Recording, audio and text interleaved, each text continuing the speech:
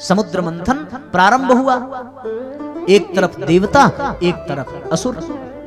ये देवता और असुर, देव और दानव, ये कौन है? ये हमारे मन की वृत्तियां हैं। अच्छाइयों को ही देवता कहते हैं, बुराइयों को ही असुर कहते हैं। इसके विज्ञान को खूब अच्छे से समझने की आवश्यकता है। ये जो मंथन है ये हमेशा हमारे भीतर चलता रहता है।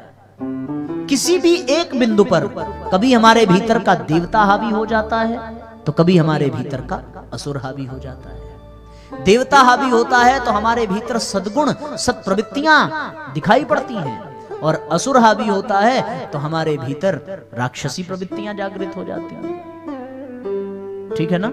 जिसके भीतर असुर हावी होगा उसी को क्रोध आएगा, जिसके भीतर देवता होगा उसके भीतर दया, क्षमा, करुणा, ये सब होगा।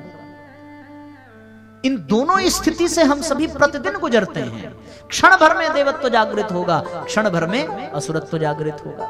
अभी यहाँ कथा सुनने बैठे हैं, मन निर्मल है, इस समय हमारे भीतर का देवता पुष्ट हो रहा है, तो मंद मंद मुस्कान है, प्रसन्नता है, आनंद है। क्यों? क्योंकि हमारे भीतर का देवता संतुष्ट हो रहा है। अभी हम कथा से उठे, घर में गए, घर में जाकर के देखा कि किसी ने किसी सामान को हाथ लगा दिया है, कुछ नुकसान हो गया है, अब वो देवता गायब हो जाएगा। अब भीतर जो असुर बैठा है वो जाग जाएगा और वो जागृत होकर के अपना स्वरूप का दर्शन कराएगा। फिर वो क्रोध के रूप में, ईर्ष्या के रूप में, लोभ के रूप में, मोह के रूप में वो निकल करके तांडव करना प्रारंभ करता है। तो ये देवदानों के बीच में हमारे ही भीतर मंथन चलता है। वहां जो घटना घटी उसको जो क्षीर सागर में वो समुद्र मंथन है, पर हमारे भीतर जो चल रहा है वो आत्म मंथन है। वो समुद्र मंथन नहीं, स्वयं का मंथन है। उसमें देवता और दानव हैं। यहाँ देवता कौन? हमारी सत्प्रवृत्तियां, और दानव कौन? हमारी कुप्रवृत्तियां। और ये दोनों कहाँ विद्यमान है? ये दोनों हमारे मन में हैं। मन अच्छाई की ओर भगे तो इसका मतलब अब मथानी देवताओं की ओर जा रही है। मन बुराई की ओर भगे तो इसका मतलब अब मथानी असुरों की ओर जा रही है। और मथानी भी कौन सा? मथानी मदराचल पर्वत की। ये मदराचल पर्वत ही मन का प्रतीक है। इस मन को किसने बांधा है? इस मन को बांधा है काल ने। काल, ब्याल, मुखग्रास, वो जो सर्प है, वासुकी नाग, जो उस मथानी को बांध करके रखता है, वैसे हमारे मन को भी काल ने बांधा है। सर्प काल का प्रतीक है। उस काल को कभी अच्छाइयां पकड़ करके खींचती हैं तो मन अच्छाइयों की ओर भागता है, कभी बुराइयां पकड़ के खींचती हैं तो मन बुराइयों की ओर भागता है ना। अच्छा, आपने एक और ध्यान दिया होगा, भागवत में सुनाया था समुद्र मंथन की कथा की नहीं सुनाई थी? हो सकता है ये प्रसंग छूट गया हो, आज सुन लो। अब देवताओं की ओर नाग की पूंछ है, वासुकी नाग की, और असुरों की ओर नाग का मुख है। ये कितना सुंदर प्रतीक है। यानी वो देवता सुरक्षित हैं, नाग से उनको कोई खतरा नहीं है। असुरों की ओर नाग का मुख है, जब चाहे जिसको चाहे दो चार डस लेता है। इसका तात्पर्य क्या है कि जब हम बुराई की ओर झुक जाते हैं, यानी हमारा मन जब बुराई की ओर झुक जाता है तो काल का नाग हमें डस लेता है और हमारा अंत हो जाता है, हम विष से भर जाते हैं। इसलिए असुर हमेशा कष्ट में है।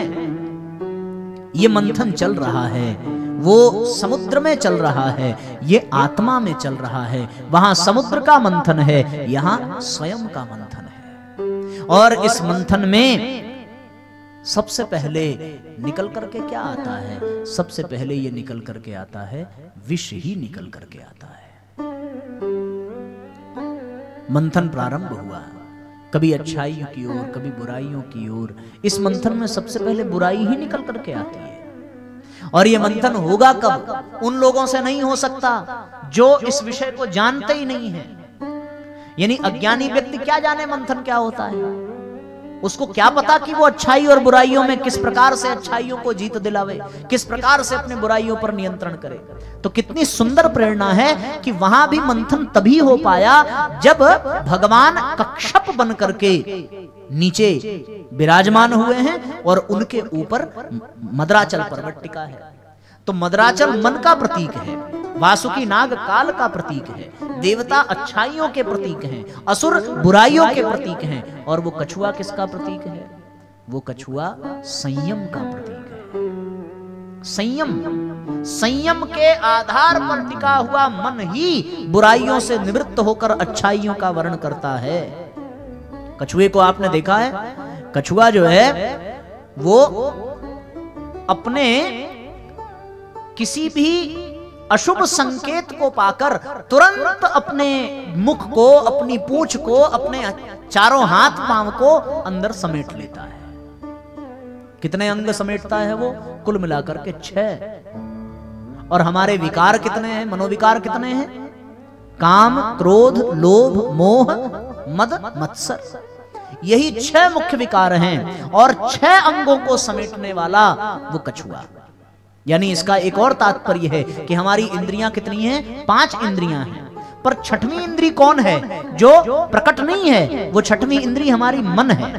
मन सहित हमारी 6 इंद्रियां हैं। कछुए के 6 अंग हमारी 6 इंद्रियों के प्रतीक हैं। कछुए का 6 अंग उन षड विकारों का प्रतीक है, उन षड रिपुओं का प्रतीक है, जिनके चंगुल में फंस करके जीव पतन को प्राप्त होता है। इसलिए कछुआ संयम का प्रतीक है। और कछुआ जैसे अपने अंगों को समेट लेता है किसी भी अशुभ संकेत को पा करके, उसी प्रकार हमें भी अपने 5 इंद्रियों, अपने छठी इंद्रिय, अपने मन को इन अशुभ संकेत, विषय, वासना को देखते ही समेट लेना चाहिए। उस संयम के आधार पर टिका हुआ मन रूपी मद्राचल पर्वत जब काल रूपी वासुकी नाग से इधर उधर घुमाया जाता है अच्छाई और बुराइयों के मध्य, तब जाकर के समुद्र मंथन प्रारंभ होता है। और ये मंथन हम सबका चल रहा है। रोज रात में सोते हुए क्या हम लोगों ने कल्पना नहीं की होगी कि कल चाहे जो हो जाए, सवेरे जल्दी उठेंगे, 3 माला कम से कम करेंगे गायत्री मंत्र की, थोड़ी देर टहलने जाएंगे, थोड़ा प्राणायाम करेंगे। रोज संकल्प लेते हैं। सवेरे जब सो करके उठते हैं तो मन हक्का बक्का हो जाता है, हे भगवान कैसे 6 बज गया, अब टिफिन बनाएं कि प्राणायाम? सांस ऐसे ही फूल रही है, क्या प्राणायाम करेगा आदमी? अब गायत्री जपे कि पहले हम घर का बवाल समेटें?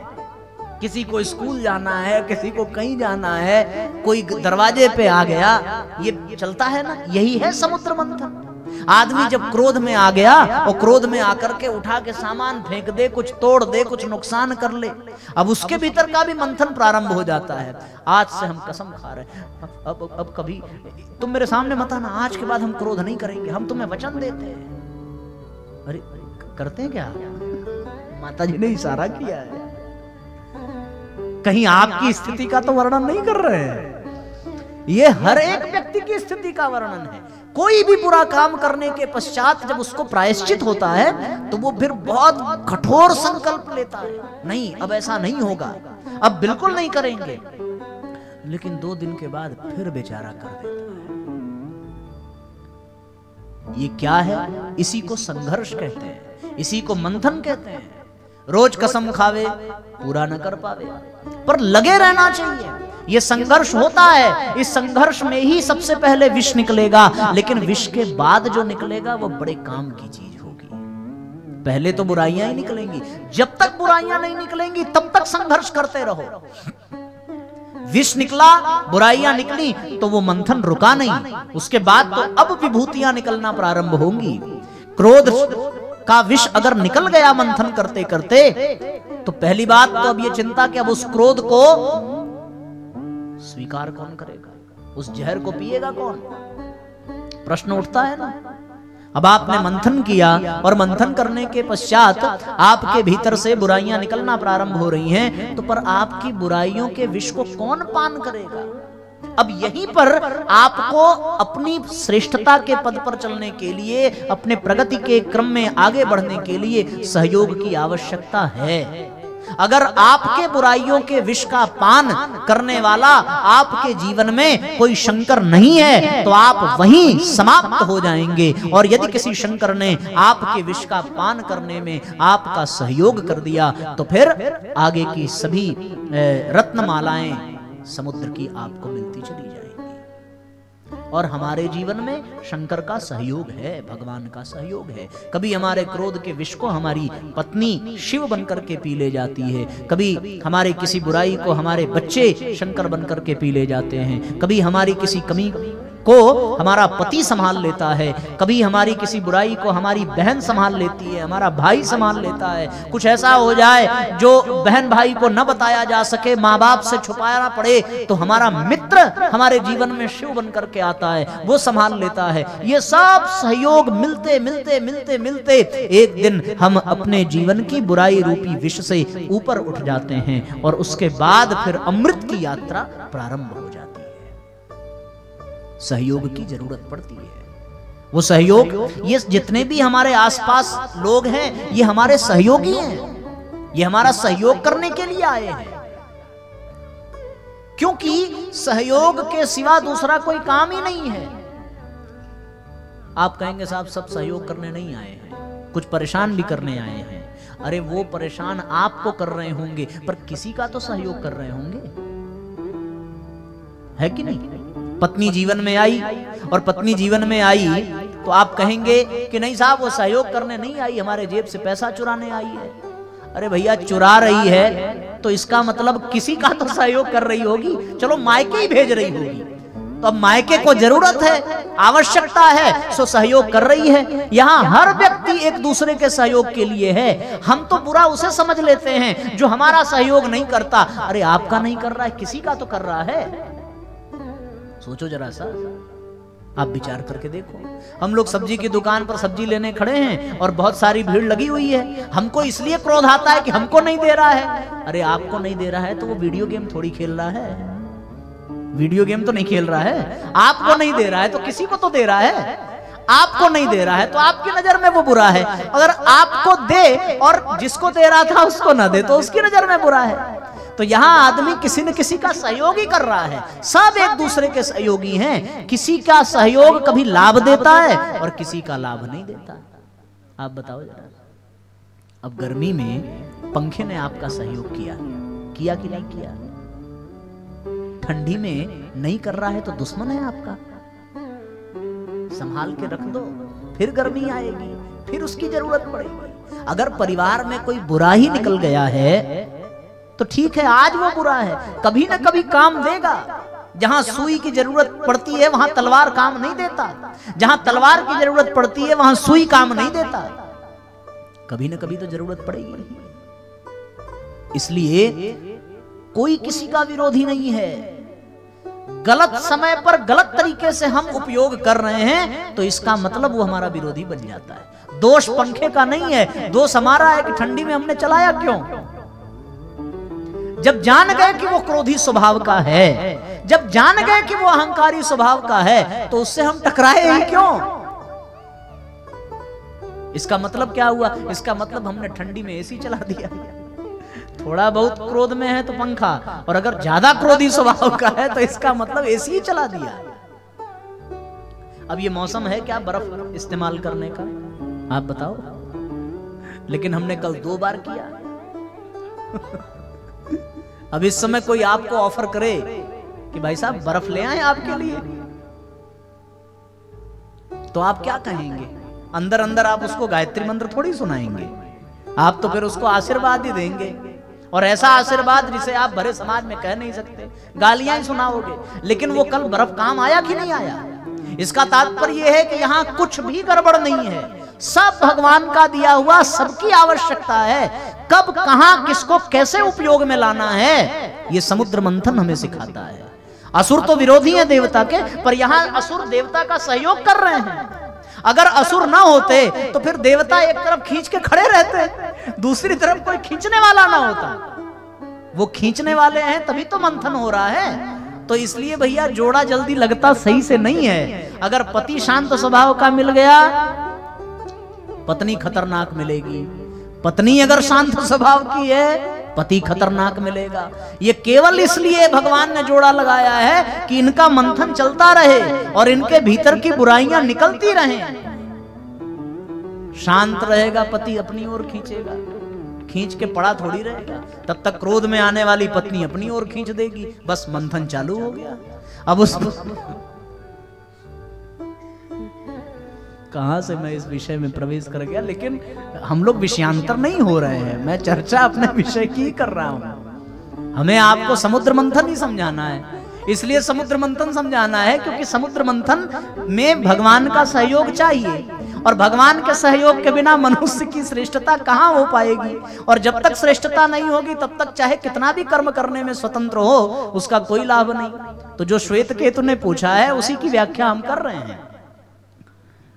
तो यहां तात्पर्य यही है साथियों कि हम सब लोग समुद्र मंथन के माध्यम से आत्म मंथन करते हैं। वहां मदराचल है, यहां हमारा मन है।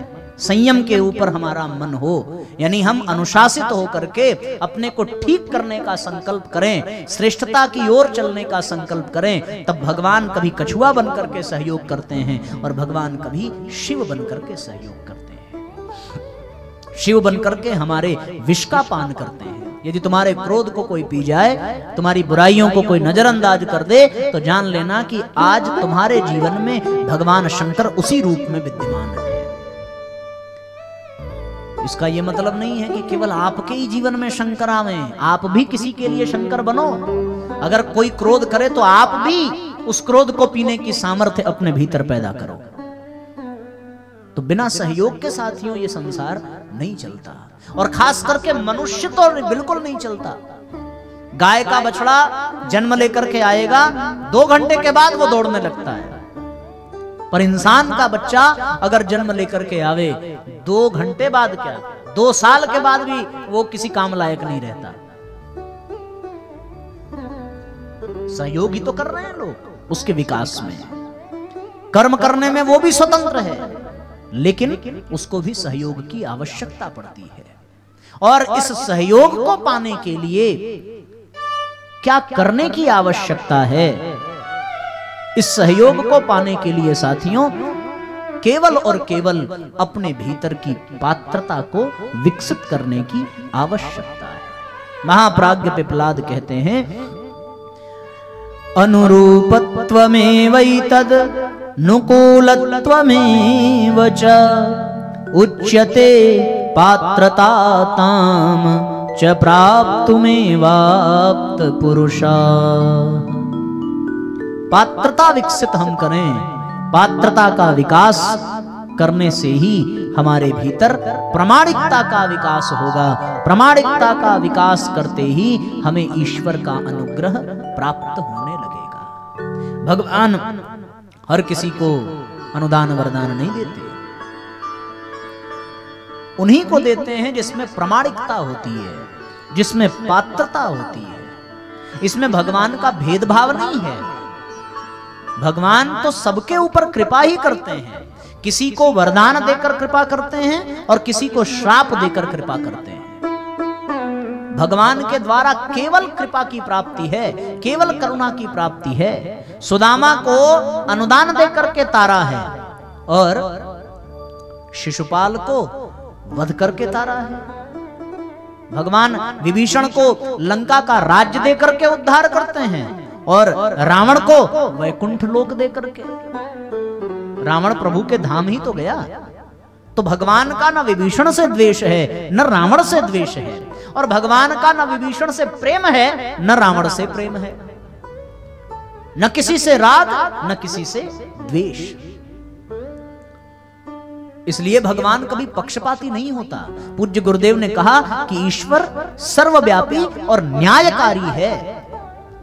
ऐसे ईश्वर का अनुशासन हमें अपने जीवन में धारण करना चाहिए, क्योंकि वो भेदभाव नहीं करता, वो पक्षपात नहीं करता। उसकी कृपा पाने की शर्त केवल एक, और वो है पात्रता का विकास।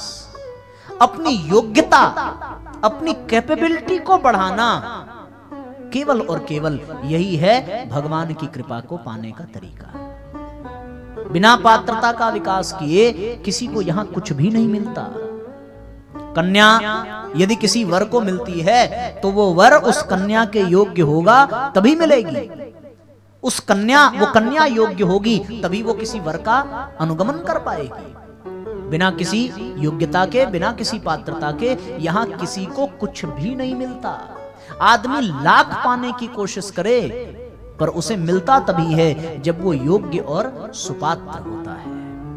कभी अगर किसी कुपात्र को कुछ मिल भी गया तो वो उसके पास टिकता भी नहीं है। विभीषण सोने की लंका के लिए सुपात्र था, सो विभीषण को मिला, और रावण सोने की लंका के लिए सुपात्र नहीं था, सो रावण से लंका छिन गई। जिस लंका को पाने के लिए रावण को कितनी तपस्या करनी पड़ी, सोई संपदा विभीषण ही संकुच दीन रघुनाथ। संकोच में दिया कि अब ये आया है तो मैं क्या दूं, संकोच होता है, और संकोच में दे दिया वो संपदा जिसको पाने के लिए दशानन ने कितने पापड़ बेले। कभी कुबेर से झगड़ा किया, कभी शंकर भगवान के आगे नाक रगड़ करके मांगा, तब जाकर के सोने की लंका मिली, पर सुपात्र नहीं था, मिल करके भी छिन गई। और विभीषण ने न मांगा न चाहा, तब भी विभीषण को प्राप्त हो गया। इसलिए आपके पास जो मिला है वो आपके पास गिरवी है। आप सुपात्र हैं तभी तक आपके पास है।